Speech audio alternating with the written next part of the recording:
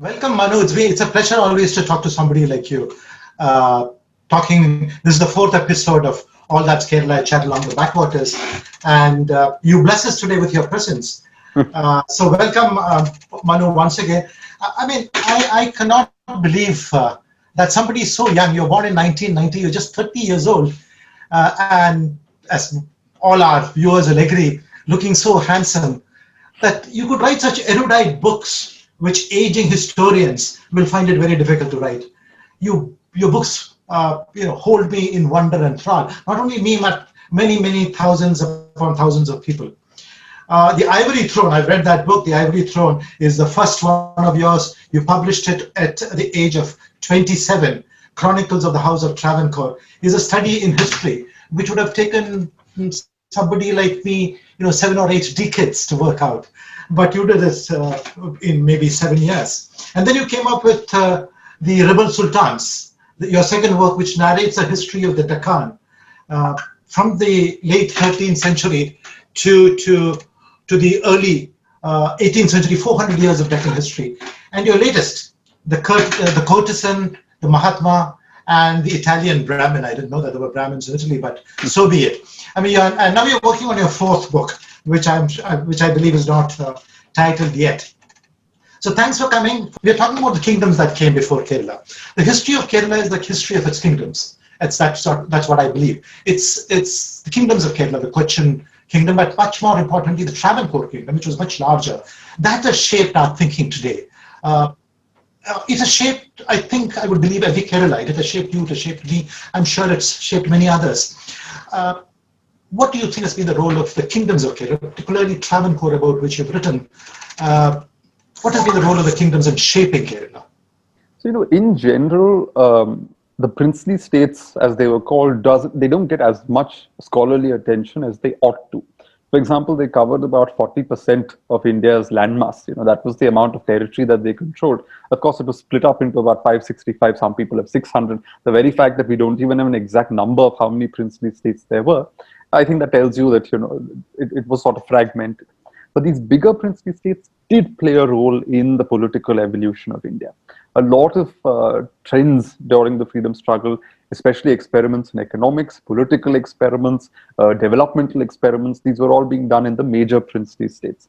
So, for instance, Mysore, for example, set a very high standard in terms of industrialization and progress, and beat all the British territories around it. It was far ahead in terms of quality of life for the Indian citizens that lived in the Mysore, within the bounds of Mysore, compared to Indians who lived in British ruled territory.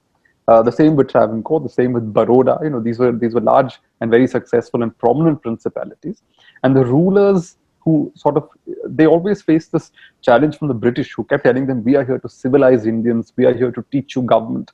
And many of these rulers in the princely states decided that they were going to not only do government well, they were going to beat the British at this whole game of governance. Which is why, even in the case of Kerala, at the time of independence, Travancore had a much higher literacy rate than Malabar, which was directly under British rule. Travancore had a much higher quality of life than Malabar, which was under British rule. So it took a while for these lopsided indices to sort of settle once they'd become a unified state under the name Kerala. But the states do have a huge impact, and they did have a huge role to play in our overall political evolution. And it's not merely the economics and the numbers, or merely these political experiments, whether it's legislative experiments. A lot of the princely states had legislative councils long before in British India such bodies were thrown open to the people. A lot of them had universities set up, they had factories that they were setting up. But more importantly, their identity also mattered. So we have this view that all these Maharajas were just caricature figures who were drinking champagne and sort of sitting around, sitting in the palace, constantly drowning in luxury. But there were people like that, but that isn't the full story. A lot of Maharajas were capable of resisting the British, as I described, by beating them at this business of enlightened government. Many of them did, command a lot of reverence and respect from their subjects. So, for instance, even a small state like Pudukkottai, which is in Tamil Nadu now, and it wasn't the best governed state, But even so, in 1949, when the Maharaja was told that Pudukkottai would have to merge with Madras Presidency, it would not even be retained. The state, with its existing boundaries, would not be retained even as a district. The local people and the local legislative council actually issued a resolution saying that they did not want Pudukkottai to lose its identity, because within the bounds of that princely state, it had formed and carved out its own identity. Sitting here now in the 21st century, we find it difficult to think that these identities would have mattered. Would people really have cared that they were from Travancore or Malabar? They were just Malayalis. But that's not the case. Even now, if you try and organize an arranged marriage in Kerala, you'll find a lot of Malabar people don't want to marry from Travancore. In Travancore, a lot of North Travancore people will not marry from South Travancore. There are all kinds of cultural sort of hangovers that are still alive because these identities did matter. And Travancore and Cochin specifically, these were the only major coastal states that existed in India. They continued to have major trade networks overseas. They did have a lot of export-import business, so their revenues were far ahead of their territories. So even though Travancore was only 7,600 square miles of land, in terms of its actual economic clout, it was among the top 5 states in India in terms of revenue, in terms of the kind of prestige it could command. And you find this. So when the Indian Union told the Maharaja that this would be merged with Kochi and then eventually joined into the Indian Union, etc., one of the concerns that the then Diwan and the Maharaja had was that why should we, when we already have so many advantages, we already have a highly literate population, we have an industrializing population, we've got all these good things happening for us, why should we surrender that and come at par with all these backward British ruled territories that now have come into the hands of the government of India? Think of it this way. There is a clamor growing today, for example, among South Indian states, saying that the South Indian states are richer. Why should they sort of subsidize the poorer North, which has a higher population, which has more backward indices, etc.? It's essentially something like that. The princely states, especially the big ones, did not think that it was fair to expect them to give up the sort of gains they had made in the business of development to sort of tag along and fall back one step with the rest of the country. It's not a question of good or bad, but these were real historical trends. And it sort of goes beyond that caricature I mentioned of royal families as just steeped in luxury and doing nothing but drinking champagne and partying and squandering the money in their treasuries. No, a lot of these states did have very interesting things happening. One of the earliest constitutions written in India was by Sir T. Madhav Rao, as the research of Rahul Sagar shows. He's doing a biography on Madhav Rao. Long before a constitution was written for independent India, in the 1870s, a man who worked in the princely states attempted a constitution for princely states, saying that these Indian ruled territories, they have an advantage that British ruled territories don't have. Their revenues, other than tribute paid to the British, their revenues don't leave the boundaries of the state. Their economies are in control of Indians. They can sort of, if they govern well, these territories can actually set a very high standard. This is the exact argument Dadabhai Naoroji made. Dadabhai Naoroji actually came and became Diwan of Baroda because he thought that the Indian states could be used to prove to the British that Indians were not only capable of government, they were capable of governing well, and there was no need for the British to be here to civilize Indians. So, if you look at the princely states properly, there's a whole lot to learn. And the best cases like Travancore and Cochin are merely one element in this. You go to other princely states, you learn equally fascinating stories. And it's as I said, scholars haven't devoted as much attention as they ought to, but I hope they will. You're very right. I'm from Cochin, and I think Cochin owes a lot to the kingdom of Travancore, because the railways, as you write in your book, the railway that came to Ernakulam supported by the Travancore kingdom, and from Angamali to Thiruvananthapuram, it's still one of the main arterial roads in Kerala. So it's been a very long-sighted view that they have taken, building infrastructure, which I don't think has sort of happened the way it has in many other kingdoms that form part of India. And the plantations, the tea plantations of Munnar, the rubber plantations that we see across Kerala, I think we owe a lot to the Maharajas, to the kingdoms, for what we are today economically, financially, in terms of our literacy, in terms of education, which of course you mentioned.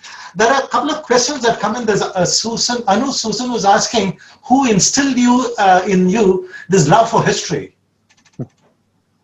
This is a question I get asked a great deal, and I wonder whether I'm becoming too repetitive by giving the same answer. But I can only answer truthfully, and there's only one truth to this, which is that it all began, frankly, with these summer vacations. I didn't grow up in Kerala, but I used to take these summer vacations every year to come see my grandmother.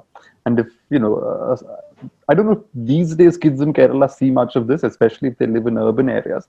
But in my time, it was still the idea of going back to the ancestral village, where there's the carver, there's this, or a grove where you have your ancestral deities. There's the ancestral home was gone by then, long demolished and destroyed. But all of these other elements were there. And it was fascinating to be there, to listen to all the stories of the local groves, the local gods, the local festivals. And my grandmother, on top of that, had a very irreverent way of telling stories. So even the stories of her own parents, great uncles, ancestors, she would tell with the most sort of hilarious quality, with not censoring anything. By the time you're in your teens, I was treated very much as an adult, and she would tell me all kinds of hilarious things about great uncles who littered the entire village with illegitimate children. These great aunts, great great grandmothers who were capable of taming elephants, things like that. And that's when I think I realized that we often think of people in the past as though they occupy some very different universe, whereas they were just as human as you and me. They had their own desires, they had their own weaknesses, they had their own strengths, they had their own prejudices and flaws. We ascribe ideas like, oh, grandmother, great grandmother, turn them into institutions. Whereas in their time, they were just interesting people. And, they did whatever people do today, they did as well. And, in the case of one of the things I came across when I was doing my research was this letter written in the 1870s by a man called Kerala Varma Vellugol Thambiran. He was called the Kalidas of Kerala, this great Sanskrit scholar, the father of modern Malayalam prose literature, this great poet and scholar and intellectual of the late 19th and early 20th century in Kerala. And what's interesting about this letter is that he's in his mid or late 20s when he's writing that letter, and he's talking about how he desired bhang and stronger narcotics and things like that. I found it really interesting that in his 20s, even a Kerala Kalidasa was interested in bhang and narcotics and marijuana and things like that. And today have parents sort of telling their children off not to fall into these habits. And there you have the Kalidas of Kerala in the 1870s, pretty much leading a very similar sort of existence. He is also tempted by the same things that a lot of children today are tempted by. And I think that whole idea of looking at people in the past not as some kind of people you put on a pedestal, but as human beings who, irrespective of their flaws and weaknesses, they were still great for what they achieved. We just don't have to turn them into gods. It's fine to view them as multi-layered, three-dimensional human beings rather than as gods. And I got that a great deal from my grandmother's irreverence, from the fact that she was able to discuss her own ancestors and uncles and aunts and other people in the ancestral home with that kind of clarity and honesty. And I think that honesty is really what got me interested in these stories of history and in wanting to tell history through the stories rather than just a bunch of dates and a chronological sequence of events. And that's something I've attempted in the Ivory Throne also, where you see that when you think kings and queens or government officials make state policy, the ideal image is they're all sitting in a boardroom and all the best arguments are put forward and they choose whatever is best suited for the occasion. But in reality, it's constantly balancing out so many aspects. There are different interests at play. There are different feuds and vendettas within the family. All of those have to be balanced out. In the case of the Ivory Throne, the two Maharanis, they don't get along, and you find that different communities support different one or the other of these two Maharanis. So if one is supported by the Nayars, the other is supported by the Syrian Christians. And this palace feud, which is really a domestic feud between two royal sisters, ends up having very real policy repercussions on the people. So what is private also to become something that is public. And this happens even today. Even today, politicians don't necessarily take decisions based on what is wisest or what is the best. They take decisions on the basis of very many personal aspects. And this is the whole complaint about nepotism, people putting their family members up into positions of leadership and positions of political influence. All of this is the same thing. Human beings have always, in many ways, had the same impulses. Our contexts may change, but we behave often in the same way. I was very fascinated by that, by looking at historical figures as human beings who are capable of making mistakes and approaching history that way. Very interesting, very interesting. Manu, speaking of your grandmother, speaking of women, two questions. One my own, one you spoke about. Nair supporting one group and the Syrian Christians supporting the other group. There's a question which has come in. Let me ask these two questions. One is mine. The first one: how much do you think the royal women in the Travancore household, the senior Maharani Sethu Lakshmi Bai and the junior Maharani, the Sethu Parvati Bai, who is actually in your book you say she controlled the King Chitra Thirunar. How much do you think these women have bequeathed to Kerala their legacy of women empowerment? That's my question. The second question I'll add to it, because you spoke of Syrian Christians, there's a question that came in from Wilson, who asks, I believe in your book you've written that Vasco da Gama came in 1498 and landed in Kappad looking for spices and Christians. And he wonders whether he really came looking for Christians. Two unrelated questions, but there in fact a huge thing in those days, because there was still this belief about this mythical character in the East called Prester John. And if you look at a lot of the writing in Europe at that time, it's always these spurious letters that have come from Prester John. At one point, the Pope receives a letter from Prester John saying that he lives in this magical kingdom in the East and has a heap of spices, and he wants to form an alliance and things like that. But yes, more importantly, they had already heard that there were Christians in the East. And more importantly, in India, because it wasn't like the news hadn't trickled through the existing channels of trade towards Europe and towards other parts of the world. But, and it's in the earliest writings that there's a contemporary of Vasco da Gama who was on that first journey, who's left an account of that time. And they do quite, Vasco da Gama and his party land, and they actually think that they've come across Christians. They even go into a Bhagavati temple. And they think, okay, these are just very weird. This is very weird iconography, but this is all about Christian saints, and that Bhagavati is actually the Virgin Mary and things like that. And they were anxiously and actively looking for Christians. And we must remember that what is ironic about that period is a lot of Indian politics, although we at that now sort of ascribed a lot of politics at that time as having some kind of religious clash of civilizations, quality happening at that time. It wasn't the case. It was happening in Europe. In Europe, a lot of politics was infused with religious fervor and things like that. In India, it wasn't quite that much.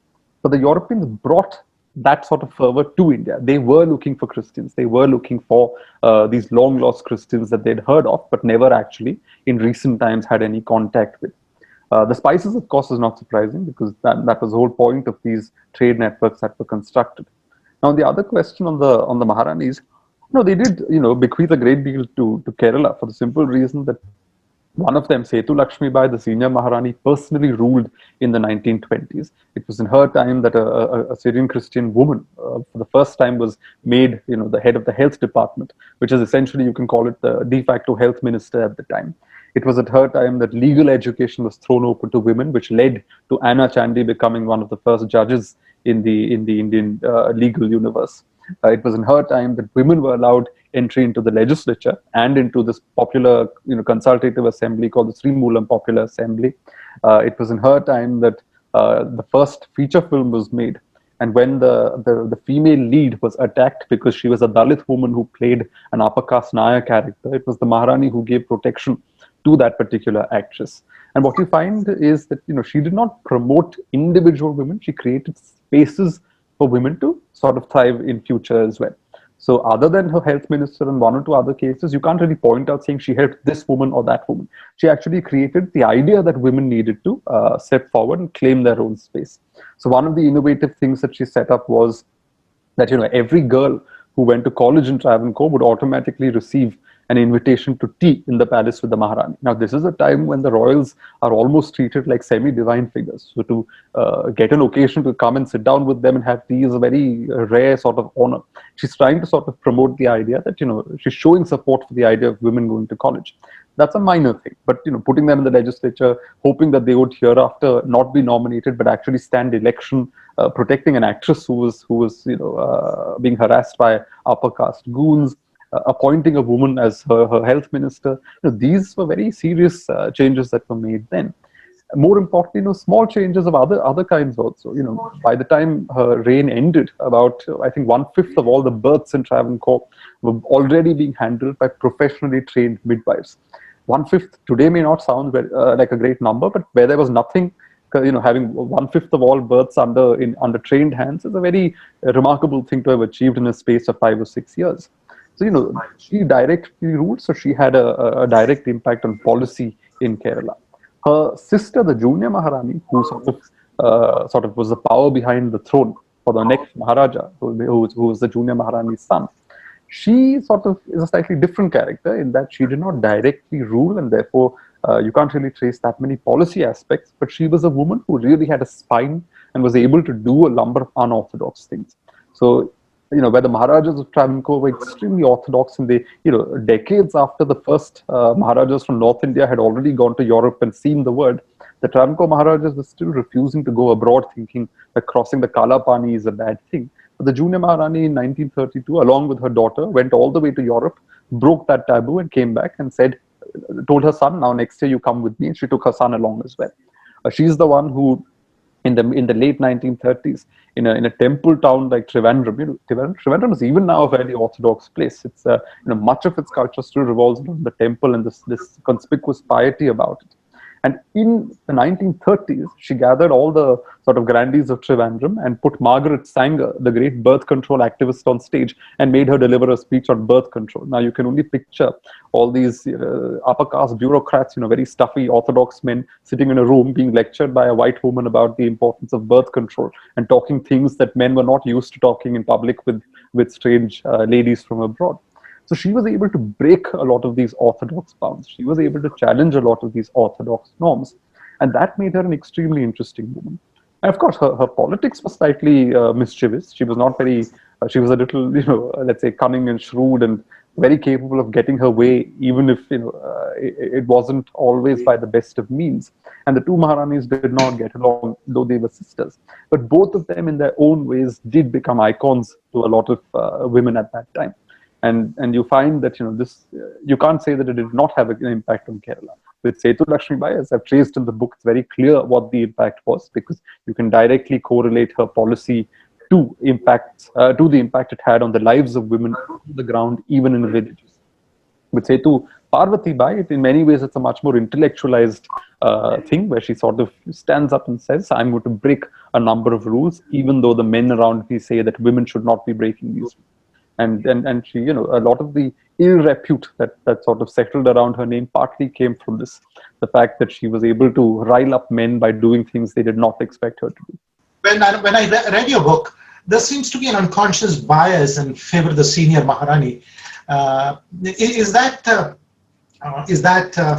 something I felt, or is there a tilt towards a senior Maharani? No, it wasn't unconscious at all. I'm definitely more sympathetic to her, because the whole point of writing the book was to resurrect her from the margins.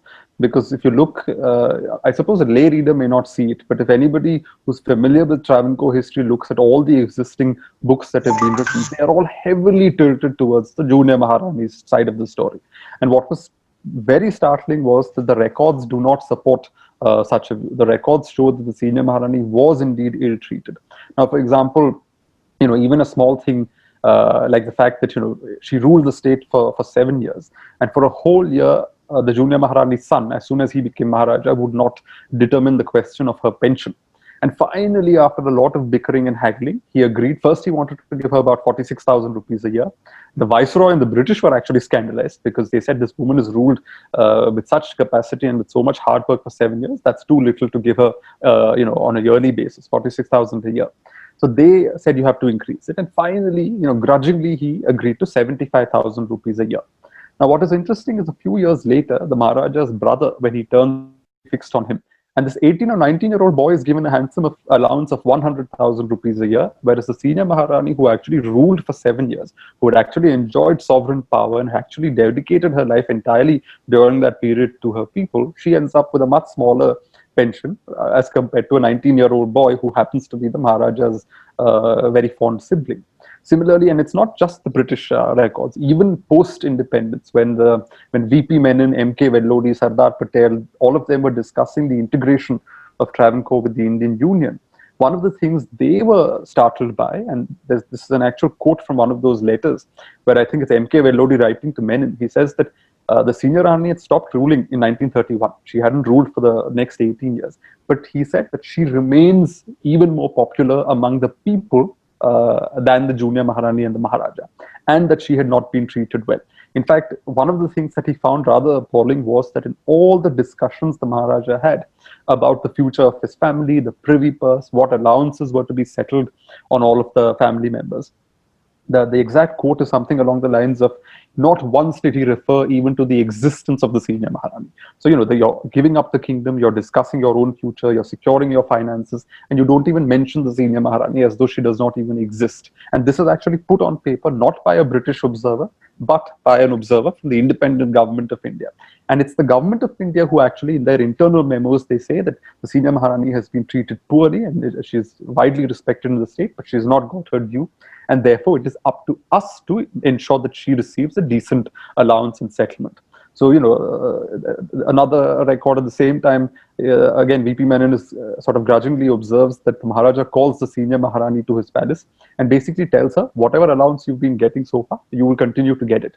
And the senior Maharani asks him, okay, I don't mind, but what are the others getting paid? I deserve to know whether the others are getting more as compared to my two daughters.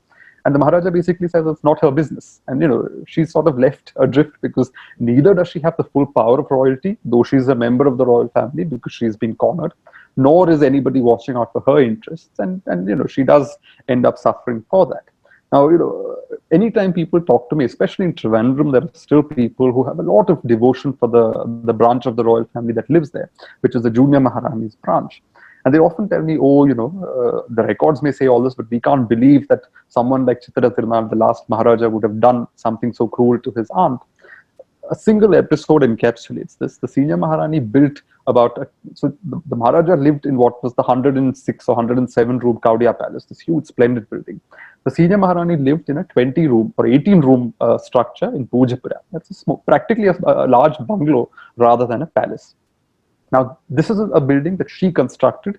She raised her children there. She ruled from there. She had spent her entire adult life in that particular structure, but she's the one who designed and built it. It's a small structure, not particularly valuable. But when the division of the royal family's properties took place, the Maharaja claimed even her own palace as his private property. And this case went all the way to the Supreme Court. He actually battled his own aunt all the way to the Supreme Court. And it was M.S. Valyat, and because this building was given away later to the Sri Chitra Institute in Trivandrum, the excellent medical research institute. And he's the one who told me how he will always feel sad to his dying day that when they actually took custody of the palace, they took the keys of the palace from the senior Maharani, but the check had to be given to the Maharaja's family. Now, when people say there's a bias in favor of the senior Rani, it's partly because of this. I definitely do have sympathy for her, because a woman who, even the roof that was over her head was taken away by her nephew. A lot of people in Trivandrum believe he was Pratyaksha Padmanabha and all that, and that is fine. That is a matter of faith. But the paper trail is absolutely clear that she was not treated well. Sorry. Three quick unrelated questions. One is, has your conscious bias in favor of the senior Maharani put you in contradiction with the Travancore family, Travancore Kingdom's family now, because they are the descendants of the junior Maharani? First question. Second is a question from somebody who is your namesake, Manu, who is, I think, speaking from Qatar, Doha. He is saying that he's asking how you can, what was your childhood that gave you this interest in history? And third is my own question, which is towards the end of the reign, before independence, the Travancore Kingdom came under the influence of Sir C.P. Ramaswamy Iyer. He was a huge presence, a very, very intelligent, clever man. And he wanted to Travancore to be independent. What do you think would have happened to Kerala if Sir C.P. had got his way with his declaration of independence for Travancore? Would it have spurred the Kingdom of Kochi also to declare independence? Would Kerala today have been, I don't know, like Singapore or Malaysia, or perhaps more like Thailand, because Thailand also venerates the king and the monarch very much? Or would it have been a failed state? Or it would have had the same history as Hyderabad had? Yeah, I think it would have gone the Hyderabad way, because the Indian government was not prepared to acknowledge any claims to independence. And what in Hyderabad is called police action, it's just a word that the Indian government put out to sort of make it sound somewhat more palatable. It was actually a military invasion. It was not at all a pleasant affair. There was also a huge amount of violence that followed, which were not taught in textbooks. Travancore, that would have happened in Travancore. But more importantly, although Travancore had the revenues to stay independent, and that is true, although Travancore had a very advanced government system, it had an authoritarian figure like Sir CP, who enjoyed the full backing of the royal family when he wanted to do this. It had all the numbers in its favor to survive as an independent state. And more importantly, it wasn't landlocked. It had access to the Arabian Sea, which actually would have made it a fairly viable unit, except for one core disequilibrium in this whole equation, which was that the state was sinking under the weight of its own contradictions. Now, Travancore was established in the 18th century. And when the Maharaja at that time, Martandavarma, set it up, he set it up as this ultra Brahminical court setup. So, the royal family was highly orthodox. It surrounded itself with these Brahminical institutions. And from that time, you start seeing that there is this churn on the ground. There is resistance on the ground to that kind of political setup. You see one resistance or one mutiny happening in what is the Veluthambi period, the early 19th century. Then, of course, after that, there's no armed rebellion. But the Nayars and the Iravas, etc., start asserting political rights throughout the 19th century. And by the middle of the 20th century, by the late 1930s, what rears its head in this, it's already an enlightened state. People have a very high standard of living. The royal family is respected. And yet, what rears its head in the state is communism, the complete extreme of a Brahminical Hindu state. And Travancore advertised itself as the Hindu state of Travancore.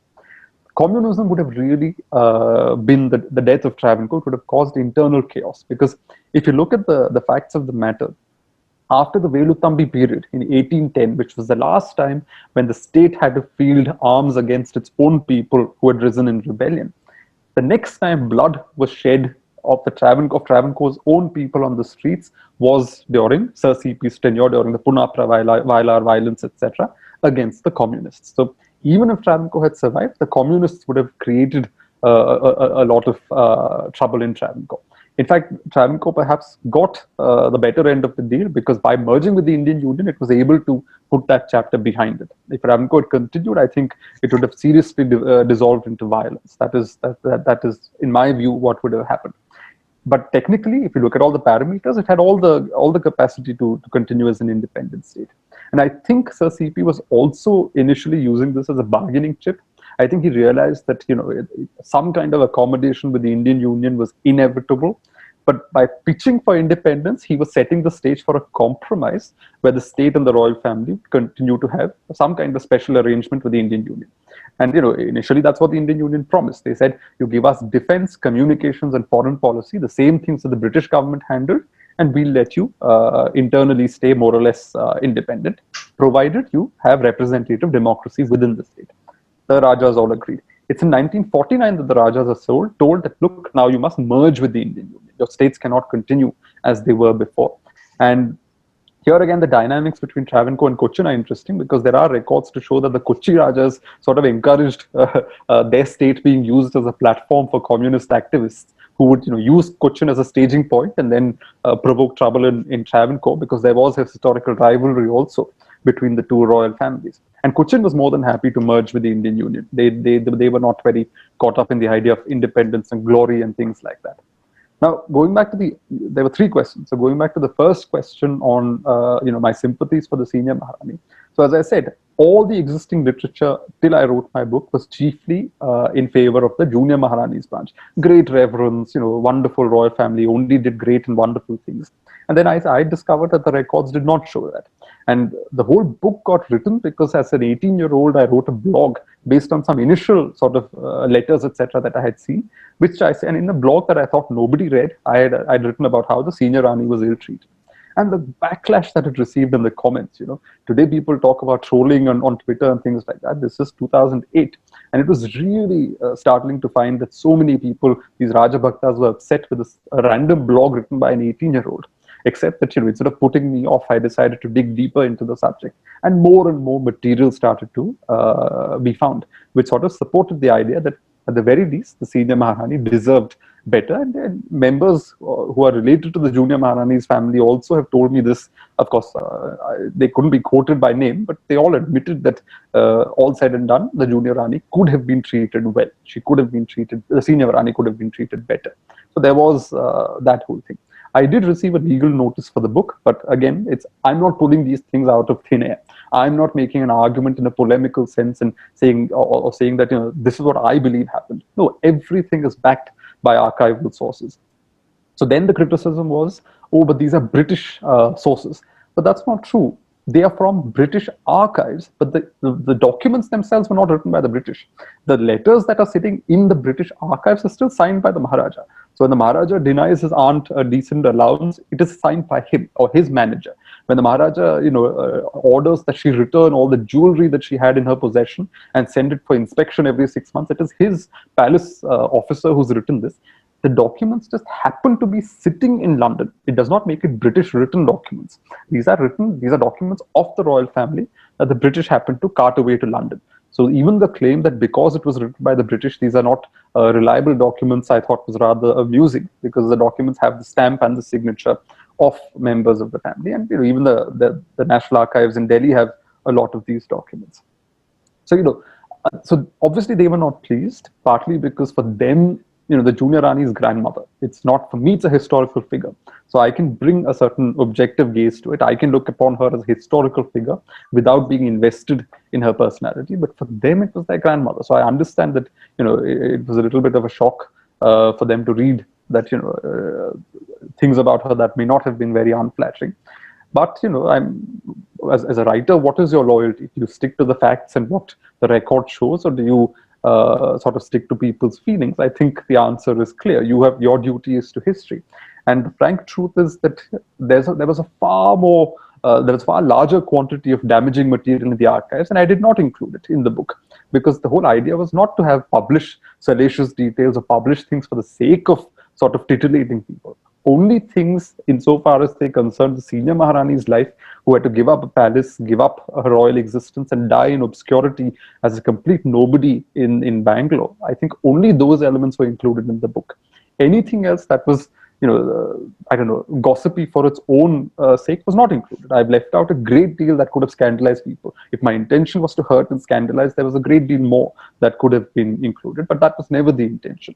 The intention and the argument that, it's their private thing does not quite stand when you're talking about a royal family, because power comes down the family line.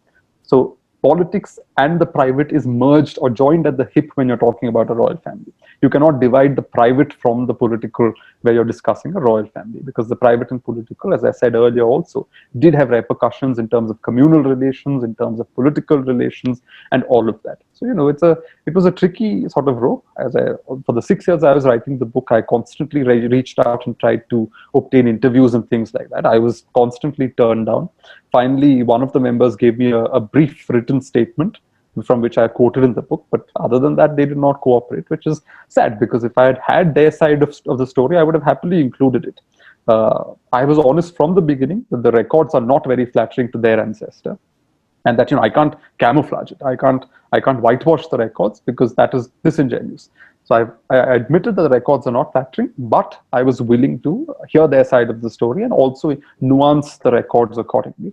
But they were not prepared to engage, which is sad, I think, because the book does, I think, have that one missing piece, which was that the Junior Rani's family did not cooperate and speak to me when I was doing my research. Manu, there's a comment coming in from Niti. I think Niti, I've got a daughter named Niti. I think it's her commenting in from Philadelphia. She asks, what do you think would be the state of mind of the royals as they begin to lose power in an independent India? Have you been able to glimpse their thoughts, their feelings when they lose power? For example, the senior Maharani, she lost her power. It's actually the most fascinating thing, because, her... Having the state of your mind. Yeah, Senior Maharani had a daughter called Lalitamba Bai. So this is the other thing, right? People often think that when you say the royal family of Travancore, it's just the branch that lives in Trivandrum, which is not true, because that's just 7 members who live there. The royal family has an overall 39 or 40 member strength, and about 33 of them belong to the Senior Maharani's branch. In fact, the next in line to enjoy the title of Maharaja, the next 3 or 4 men, all belong to the Senior Maharani's branch. And after the Padmanabha Swami case, I actually wrote in an op-ed in the Hindu how it will be interesting to see if power will be handed over to that branch again, because the Supreme Court is very clear that succession is matrilineal. It has to follow the old matrilineal custom. And under the matrilineal custom, the eldest male member born in all the branches taken together is the successor. And the next 4 or 5 such male members belong to the senior Maharani's branch. So after she gave up power in 1931, they have had no power in the temple till today. But the next few decades may see members of their family returning to the temple after an absence of very many decades. But what is interesting is her daughter, because she was ill-treated and because she was cornered in the family, her older daughter and her younger both, they had no incentive to stay on in Trivandrum. They had seen their mother being insulted. They had lived, as the younger daughter put it, she said it was like living in a golden cage, because you were royalty, but you did not have the power. Within the family, you were ill-treated. So the world saw you as royalty, living with, with limousines around you and bodyguards, but you did not actually have any power. You were actually in a cage. So the moment independence came and the integration took place, and Sardar Patel's people bestowed allowances directly on members of the family, which meant that financially they became free of the Maharaja's control. The first thing the older daughter did, she flew off to Bangalore, purchased a bungalow in Bangalore, and decided to give up her royal titles. So from being Uttaram Tiruna Lalitamba by Tamburaj, she became simply Lalita Varma, put all her daughters into public schools, and absolutely hated the idea of royalty after that. In fact, the government used to send her these checks every quarter for her allowance. And one of her daughters told me, using the Malayalam word verpa, saying that every time she saw that envelope, she would get verpa because it would address her as Princess Lalitamba Bai, and she hated that title because she had completely disinvested from her royal heritage. But what's interesting is for the kids, especially, so the oldest daughter born to this princess, who is the Bangalore-based artist called Rukmini Varma, she's the present titular Maharani of Travancore. I've often had this, every time I was interviewing her, I would ask her about this whole leap from growing up in a palace where, even to go for her 4 o'clock walk in the garden as a 10-year-old girl, there would be about 16 servants following her. 2 bodyguards in front, 2 on either side, 2 behind, and all the 8 or 9 maid servants attached to her, and somebody holding up a parasol. It was a procession that used to go out for a 9-year-old girl to take a walk. And from there, being transplanted to Bangalore, where you used to go to school and sit in a classroom with all your European friends and things like that, she said it was a leap. It was not easy for them. And for the first generation that left the palace, she thinks, it was neither here nor there, which is that you've left the palace and you've moved on, but you've not completely moved on either, because the weight of the heritage is still present. The memories of that palace life are still present. And, she often joked during these interviews, which I would record with her, about how the first generation squandered so much money because they had no idea what to do with it, because they had never actually dealt with money in their lives. This Maharani's daughter, this Princess Lalitamba Bai, when there's this wonderful story about her going to Bangalore Club, where she decides she's going to go shopping in one of the shops that exist within the club. And she goes in and she picks up a basket and throws in a lot of things into the basket. And she reaches the till. And the lady says, she counts everything and she says, okay, that'll be 89 rupees, madam. And this lady has no idea what 89 rupees are, because she's never actually dealt with cash in her life. And her driver, who's standing behind her, has to sort of tell the lady, you let her go, I'll pay, because she doesn't know how to handle money. She doesn't know the value of a rupee. From being as unprepared for a modern or a post-royal world as that, this lady starts driving her own car, she starts cooking in her own kitchen. And I remember a cousin of hers, who's not a member of the royal family, telling me that if there were no servants available, she was not about picking up the broom and cleaning the house herself. She actually trained herself over the years to become more and more independent. And she completely managed to move on. But her kids did not necessarily manage to move on, because, on the one hand, even what's interesting is poverty, right? This time, when I went to interview the Maharani's younger daughter, who passed away in 2017, I went and saw her in 2011 to interview her. She sort of gloomily told me, oh, we've fallen upon such hard times. All the old wealth, etc., is gone, and we neither have the palace, which was anyway taken away by the Maharaja, nor have we managed to fully cope with this, and we've fallen on these hard times. And it was amusing to see that hard times for her, when I looked around, she lived in this bungalow. There were about 5 or 6 servants over there. There were about 3 or 4 cars in the garage. But that was hard times for her, because it wasn't really about the money. It was about not knowing what your place in the world was. It was about not knowing how to really plan your future after this. And all that it's sort of sad in a way. I mean, there's obviously a lot of privilege, so I don't mean to overstate the tragedy in all this, but equally it is also sad. The greatest sort of the tragic sort of character in this is the Maharani herself, because she was queen at the age of 5. From the age of 5, not even her father would refer to her by name. Everybody called her Your Highness. When this 5-year-old girl walked into a room, people saw not a girl, they saw the queen.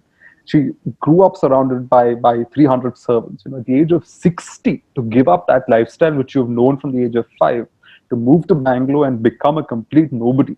And her name used to be Her Highness Shri Padmanabha Sevini Vanchi Dharma Vardhini Rajarajeshwari Maharani Puradam Tirunal Setu Lakshmi Bai Artingal Mutadabbra, and Companion of the Most Imperial Order of the Crown of India. That was her full title, Senior Maharani of Travancore. And she actually, after moving to Bangalore, starts signing her letters as simply Srimati Setu Lakshmi Bai. She even gives up her titles. And for her, it must have been really heart-wrenching because, one by one, the palaces are taken over by the government. Her main palace is taken over by her nephew. She doesn't have a roof over her head. Other private investments she had made in property from her own savings, one is taken by the government for the agriculture college, the other is taken by the ITDC for a tourist thingy. So suddenly, one by one, her possessions are stripped from her. And there is this one poignant moment where the Bangalore government, the Karnataka government, passes the Land Ceiling Act. And even the bungalow, which is about 2-3 acres on Richmond Road in Bangalore in the 50s, even that is too large for one person to own. So she's forced to cut up this property, the last property that she owns. And it's so interesting. She had this rather long sort of structure that she lived in. Even that house had to be divided into 3 portions. So the kitchen had to be given to one granddaughter, the back wing had to be given to another granddaughter, and the wing in which she lived had to be chopped up and given to somebody else, because even the house could not be retained in her name. And she told a visitor, once I had a whole kingdom, then that is gone. Then I thought I had the palace, but that is gone too. Then I thought I had this house, but now I can only say I have this room. And that, again, this was a very rich woman, even in retirement, even after moving to Bangalore. It wasn't like she was poor. But there is something sad about that. There is something sad that, for a lady who had 300 servants and 21 gun salutes when she moved around, the fact that when she died, it was just 20 people around her in an electric crematorium like anybody else, there is something sort of gloomy about that arc. And the fact that she was able to cope with it, the fact that she was able to see all her possessions taken away, and things being auctioned and things like that, it must have been sad, but she managed. And I think that was perhaps the triumph that that marked her personality. You brought that ethos very well in the book. I remember when you speak about it now, I remember reading it and feeling that pain in my mind as well. But hearing your earlier part, I realize it's tough being a royal. I always wanted to be a prince, but now I realize that a life of pie is better than a life of a prince. But you brought it out beautifully. It's not easy being a royal. Thank you so much for it. Let me ask you a question. Who is Indrani? My sister. She's the one who got me into reading, which is why the first book I ever wrote is dedicated to her. Because if she hadn't thrust, when I was this very restless 11 or 12-year-old, she was the one who thrust a book into my hands and told me to calm down and read. So, I thought it would only be fair that when I wrote my first book, it should be dedicated to my sister. Thank you so much. I was wondering who that is. Thanks for that. I think we are running short of time, so I'm going to wind it up. The Ivory Tower, I believe, is being made into a serial. Is it likely to be made into a movie? And if I were to make it into a movie, would you be my lead actor? You're as good as or better than Prithviraj and Mohanlal. Why Mohanlal? Jayasuriya and all those young stars. You already flattered me during the introduction by saying some overkind things, and now you're flattering me again by making such remarks. But no, one thing I'm aware of is what I can do. I'm in awe of you. I'm a very fan. No, I think it's useful in life to know what one is good at and acknowledge what one is not good at. What I'm good at is a decent amount of writing. What I'm not good at is all these other things like acting and scripts and screenplays and things like that. Yes, I mean, a production house has taken it on for a Netflix type series. It's not, these things take a couple of years to really settle. They have to write a screenplay, they have to plan the mood boards, there's a whole lot of things that go into this, get a platform on board, see if it can actually be told as a series, etc. It can't be done as a movie because the story is far too complicated to condense into 1.5 hours. And if you try and do that, it will probably be condensed very poorly. It will be done very badly. So it's perhaps wiser to do a mini series of at least 5 or 6 or 10 episodes of 1 hour each. That may do greater justice to all the layers that exist in the story. I hope it happens. I'm looking forward to the day when they call me and say, okay, finally cameras are going to roll. As of now, they're still doing their groundwork. And, till the cameras roll, there's no guarantee that it'll actually take off. So we'll have to wait and see how that happens.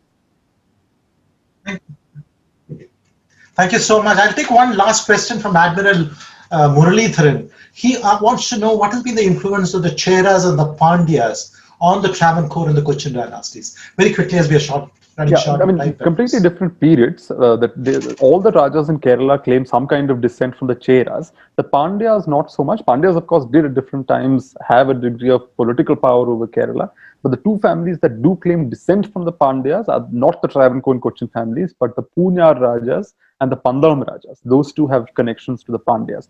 The Travancore and Cochin families have different connections to the Cheras that they claim. Much of this often is legitimizing processes, which is to say that you always legitimize yourself by claiming some link to the long lost ruler.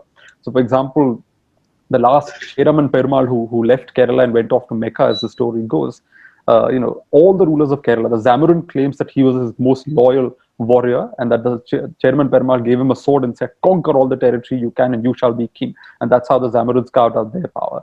The Kochi Rajas claimed that they were Chairman Perumal's matrilineal heirs, which made them legitimate heirs, and they are therefore the highest Kshatriyas in Kerala. Travancore claims that they were born from Chairman Perumal's children, not the nephews, but the children, and therefore they are also descendants. Everybody sort of claims a connection to the old Chera rulers of yore, but a lot of this is myth making, a lot of this is legitimizing processes. And Travancore as an entity is only 18th century. Earlier it was Wayanad and it was split into much smaller territorial groupings. There would be all kingdoms in Kerala, of course, do have some level of impact from the original Chera framework that existed. The Zamorines' ancestors, the Kolatiris, the Wayanad Rajas, they were all governors of the Cheras long ago. We know that much from inscriptional evidence from the 9th century. But beyond that, beyond that natural trajectory of descent or chronology from the Chera period into the modern period, there isn't much because the periods are completely different. Thank you, Manu. I would hate to stop this conversation. I'm thoroughly enjoying it. I'm learning so much as I speak to you. I'd like to speak to you the whole night. You could go on forever. What's interesting about you is not merely the vastness of what you speak about, the huge canvas in which you speak about, but the depth that you go into on each of these subjects. I'm sure you could go on and on many of these topics if I had not interrupted you. It's been a pleasure talking to you. Before I close, I just want to announce that the next episode, which would be on the 3rd of October, this year, of course, Saturday, would be with Mr. Bose Krishnamachari. Bose Krishnamachari does not require any introduction. He would be our guest. He is the founder of the Kochi Biennale, 2012, 2014, 2016, 2018, and now 2020. This is going to be a very different type of Biennale, but he's going to speak more about his journey.